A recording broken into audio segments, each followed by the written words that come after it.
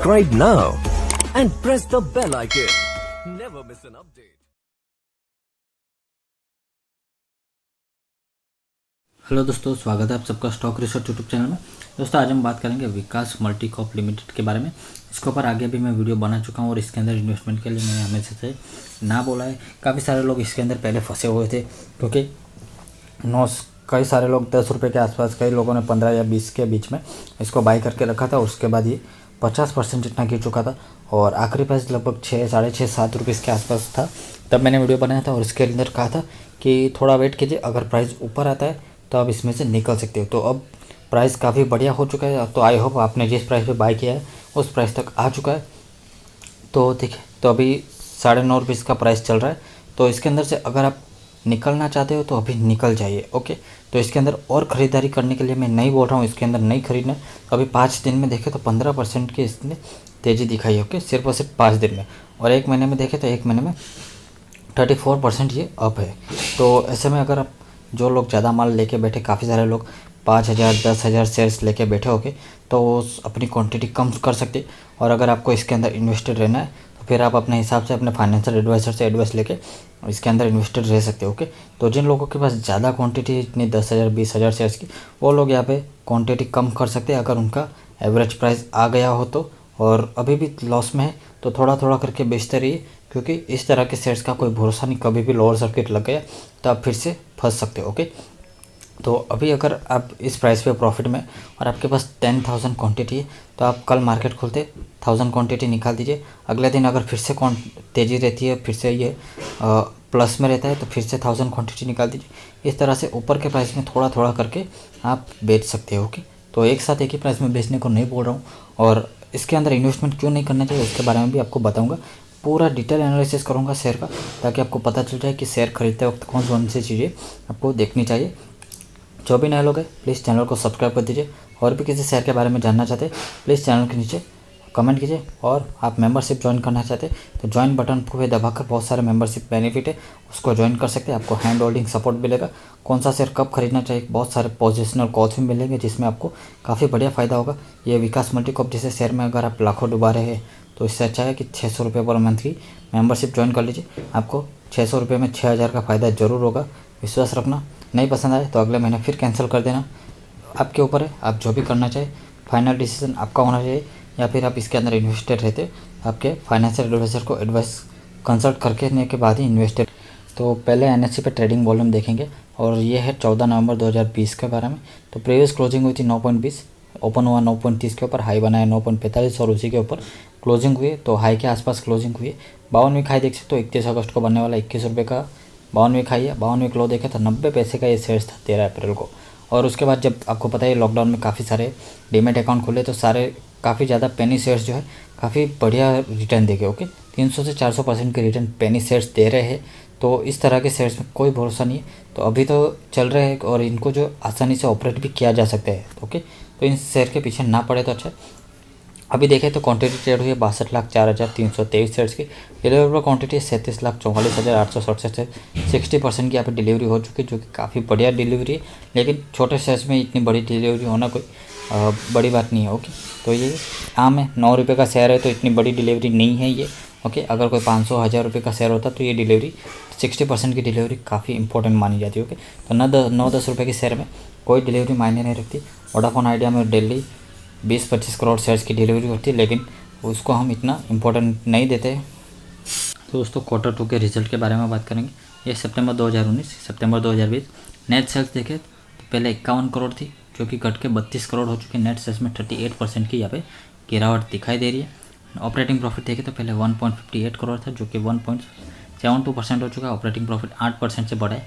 Interest यहाँ पे देखें तो इंटरेस्ट यहाँ पे पहले 1.13 करोड़ पे करना था, लेकिन अब 2 करोड़ के आसपास पे कर रहे हैं। इंटरेस्ट बढ़ा है, यानी कि कंपनी के ऊपर डेप्ट बढ़ा है। ओके, 75% बढ़ चुका है। ओके, और स्टैंड अलोन नेट प्रॉफिट देखें तो पहले 57 लाख था, जो कि कम होकर 31 लाख हो चुका है। तो 45% की नेट प्रॉफिट में गिरावट हुई है। ऑपरेटिंग प्रॉफिट मार्जिन 2% से बढ़ा है, लेकिन कंपनी की परफॉर्मेंस इतनी अच्छी नहीं है कि इसके अंदर इन्वेस्टेड रह जाए। तो नेट सेल्स भी घटी है और डेप्ट भी बढ़ रहा है और नेट प्रॉफिट भी कम हो रहा है। तो यहाँ पे 2-3 नेगेटिव पॉइंट है क्वार्टर 2 के रिजल्ट के अंदर, जिसकी वजह से और ऐसा कोई भी ऐसी न्यूज़ नहीं है जिसकी वजह से कंपनी के अंदर तेज़ी आनी चाहिए। अगर तेज़ी आ रही है तो आपके पास मौका है, आपके पास ज़्यादा क्वांटिटी है और आपको लगता है कि ये शेयर अगर मल्टीबैगर बन गया तो फिर मेरा तो अपॉर्चुनिटी मिस कर दूंगा, तो फिर आप 1000 रुपीज़ का इन्वेस्टमेंट इसके अंदर रहने दीजिए, बाकी सारा अमाउंट निकाल दीजिए, बाकी अमाउंट आप किसी और कंपनी में शिफ्ट कर दीजिए। तो कंपनी के रिटर्न भी आपको बताना चाहूँगा। पिछले एक दिन में 2% के रिटर्न है। ये NSE के हिसाब से शायद एक वीक में 19% है, एक महीने में 34% है, 3 महीने में माइनस है 32%, 6 महीने के रिटर्न देखें 361%, ईयर टू डेट में 180%, एक साल में 136% के ज़बरदस्त रिटर्न। तो उसके बाद के रिटर्न नहीं है क्योंकि इतनी पुरानी लिस्टिंग नहीं है। ओके, तो अगर आप यहाँ पे देखें मार्च 2015 से मार्च 2020 का डेटा है। यहाँ पे नेट सेल्स देखें तो 81 करोड़, 93 करोड़, 101 करोड़, 195 करोड़, फिर 216 करोड़, 19 तक ठीक चला, फिर 2020 में गिरावट आ गई। ओके, नेट सेल्स तो ठीक है, चलो नेट सेल्स हो रही है। ओके, नेट सेल्स के साथ साथ आप एक्सपेंस देखिए। ओके, जितना नेट सेल्स हो रहा है उतना ही एक्सपेंस भी हो रहा है यहाँ पे। ओके, तो कुछ नेट प्रॉफिट यहाँ पे निकल ही नहीं रहा है। नेट प्रॉफिट का नंबर आप यहाँ पे देखें तो 0, 1, 1, 1, 2, 1, 1, मतलब 200 करोड़ की सेल्स हो रही है तो 2 करोड़ भी प्रॉफिट नहीं निकल रहा है क्या? तो इतनी बेकार कंपनी, मुझे नहीं पता ये कैसे क्या कर रहे हैं, एक्सपेंसेस इतने सारे कैसे हो सकते हैं, 200 करोड़ की सेल्स में 200 करोड़ के एक्सपेंसेस कैसे हो सकते हैं, मुझे नहीं पता। तो आप देख सकते हो यहाँ पे ये सेल्स का नंबर, ये एक्सपेंस का नंबर, 216 करोड़ की सेल्स, 211 करोड़ का एक्सपेंस, पता नहीं ये कैसे पॉसिबल है। तो कंपनी के अंदर अगर नेगेटिविटी देखें तो काफ़ी कुछ है। स्टॉक इज ट्रेडिंग 11.65 टाइम, तो बुक वैल्यू से 11 गुना महंगा है। और देखें तो company is reporting repeated profit and not paying out dividend, तो कंपनी प्रॉफिट ही नहीं कमा रही तो डिविडेंड कैसे देंगे। लो इंटरेस्ट कवरेज रेशियो है। प्रमोटर होल्डिंग डिक्रीज्ड बाय 1.77% और लास्ट क्वार्टर। ओके, प्रमोटर भी हिस्सेदारी घटा रहे हैं, 2% घटाई है, तो ये कोई छोटी बात नहीं है, 2% बहुत बड़ा होता है। और लो रिटर्न ऑन इक्विटी ऑफ 1.28%, सिर्फ 1.22% का return on equity. Okay, minimum 15% तो होना ही चाहिए, तभी किसी कंपनी के अंदर आप श्योर रह सकते हो। ओके, और earning include and other income of 3.89 crore. Okay, तो जो टोटल इनकम है उसके अंदर अदर इनकम भी है 4 करोड़ की।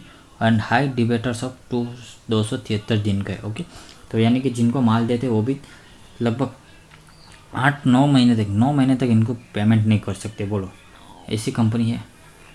तो कंपनी का पिछले 5 सालों में रिटर्न ऑन इक्विटी देखे तो 2% से भी नहीं बढ़ा। ओके, सिर्फ 2% के आसपास है, तो फिर कैसे चलेगा? यानी कि इक्विटी से जो भी इन्होंने पैसे रेस किए उसको भी बराबर से यूटिलाइज नहीं कर पा रही, ऊपर से डेप्ट लेती जा रही है, तो फिर कंपनी आगे जाके डूबेगी। रिटर्न ऑन कैपिटल एम्प्लॉय भी 6% के आसपास है, जो कि it's not good. Okay, not good. Share holding pattern देखें, प्रमोटर के पास 53% है, FI के पास 7% और 40% के आसपास पब्लिक के पास है। तो पब्लिक यहाँ पे इस तरह से फंसेगी ना कि फिर मैं नहीं बता सकता किस तरह से फंसेगी। ऑलरेडी आप देख सकते हो विशाल फैब्रिक्स को आप सर्च कीजिए, उसके अंदर पब्लिक इस तरह से फंसी है, मैं बोल नहीं सकता। उसके बाद दूसरा शेयर है जंप नेटवर्क। ये सारे शेयर जो 15 से 20 दिन में 75% जितना गिर चुके हैं। आपको मौका मिल रहा है, आप निकल जाइए, ज़्यादा लालच में मत पड़िए, अच्छी कंपनीज में इन्वेस्टमेंट कीजिए, निफ्टी 50 में इन्वेस्टमेंट कीजिए। और वीडियो पसंद आ रहा है तो लाइक करना ना भूलें। मार्केट कैप देखें तो 624 करोड़ है। रिटर्न ऑन कैपिटल एम्प्लॉय अभी इंप्रूव होगा।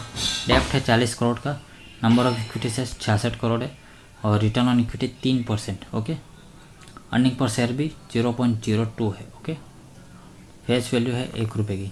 तो अगर आप इसके अंदर इन्वेस्टर रहना चाहते हैं, मेरी तरफ से ना है, उसके बाद आप अपने फाइनेंशियल एडवाइजर से कंसल्ट लेके आप अपने हिसाब से डिसीजन लेने के लिए फ्री है।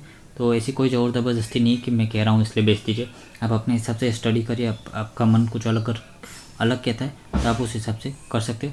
दोस्तों, वीडियो पसंद आए लाइक कर दीजिए, चैनल पर पहली बार आए प्लीज़ सब्सक्राइब कर दीजिए।